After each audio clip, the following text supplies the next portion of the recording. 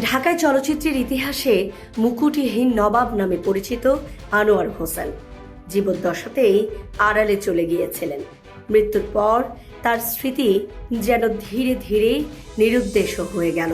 একসময় যে মানুষটি শত শত চলচ্চিত্রে অভিনয় করে দর্শকের হৃদয়ে জায়গা করে নিয়েছিলেন, তার শেষ জীবন এবং মৃত্যুর পরের বাস্তবতা অনেকটাই নিঃসঙ্গ ও উপেক্ষিত, এমনটাই উঠে আসে তার পরিবারের কথায়। বাংলাদেশে প্রথমবারের মতো জাতীয় চলচ্চিত্র পুরস্কার দেওয়া শুরু হয় 1975 সালে। সেবারই শ্রেষ্ঠ চলচ্চিত্র অভিনেতার পুরস্কার ওঠে মুকুটহীন নবাবের হাতে। তিনি নেই, তবে সেই পুরস্কার এখনো সাজানো রাজধানীর ক্রিসেন্ট রোডের বাড়িতে।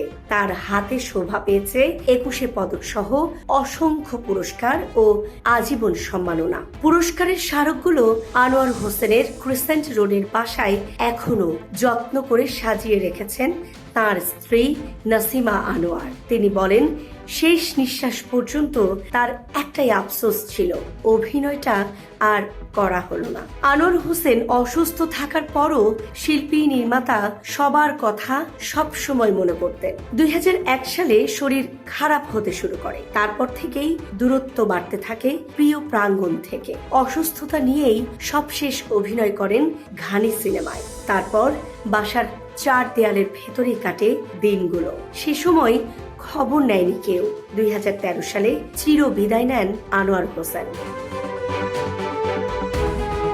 জীবনের শেষ দিকে দীর্ঘ অসুস্থতার কারণে তিনি ধীরে ধীরে চলচ্চিত্র অঙ্গন থেকে দূরে সরে যান। সেই সময়টাতেই সবচেয়ে বেশি প্রয়োজন ছিল সহকর্মী, নির্মাতা ও শিল্পীদের পাশে পাওয়া। কিন্তু পরিবারের ভাষ্য অনুযায়ী খুব বেশি মানুষ তার খোঁজ নেননি। যাদের সঙ্গে তিনি বছরের পর বছর কাজ করেছেন, যাদের সঙ্গে ভাগ করে নিয়েছেন অসংখ্য সফলতার গল্প, তাদের উপস্থিতি ছিল খুবই সীমিত। এই দূরত্বই যেন তাকে আরো একাকী করে তোলে। 2013 সালে তার মৃত্যুর পর পরিস্থিতি আরো স্পষ্ট হয়ে ওঠে।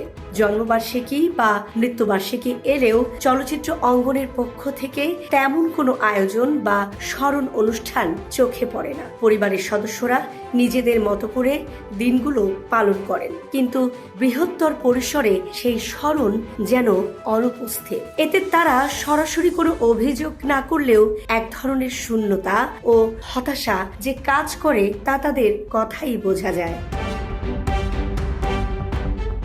আনোয়ার হোসেনের ব্যক্তিগত জীবনের আরেকটি বাস্তবতা হলো তার সন্তানদের অবস্থান। আনোয়ার হোসেনের 4 ছেলে ও 1 মেয়ে। 4 ছেলের মধ্যে বড় ছেলে থাকেন সুইডেনে, অন্য 3 ছেলে উপল, ইরান ও ফিরোজ থাকেন যুক্তরাষ্ট্রে। ফলে ঢাকার ক্রিসেন্ট রোডের বাড়িতে এখন আগের মতো কোলাহল নেই। মেয়ে ঢাকায় থাকলেও পরিবারের দৈনন্দিন জীবন অনেকটাই নীরব। তার স্ত্রী নাসিমা আনোয়ার নিজেও অসুস্থ, আর এই অবস্থায় তাদের খোঁজ খবর নেওয়ার মানুষের সংখ্যাও খুব বেশি নয়, এমনটাই জানিয়েছেন পরিবারের সদস্যরা। সবচেয়ে বেশি কষ্টের জায়গা হয়ে দাঁড়িয়েছে অবহেলায় মৃত্যু, এই অভিযোগ।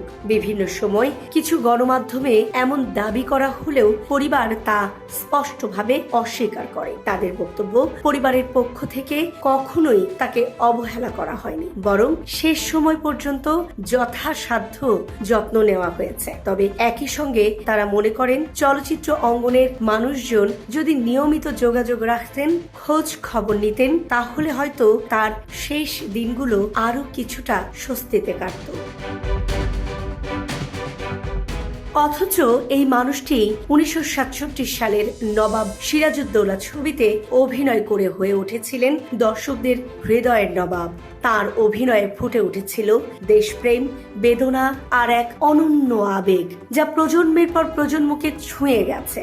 1975 সালে দেশের প্রথম জাতীয় চলচ্চিত্র পুরস্কার অর্জন, 21 পদক লাভ, এসবই প্রমাণ করে তার অসামান্য অবদান। আজ তার সেই সব পুরস্কার, সম্মাননা আর স্মারকগুলো নীরবে সাজানো আছে তার বাসায়। কিন্তু যে মানুষটির জন্য এসব অর্জন, তার স্মৃতি যেন ক্রমেই সীমাবদ্ধ হয়ে যাচ্ছে পরিবার আর কিছু নিবেদিত প্রাণ ভক্তের মধ্যে।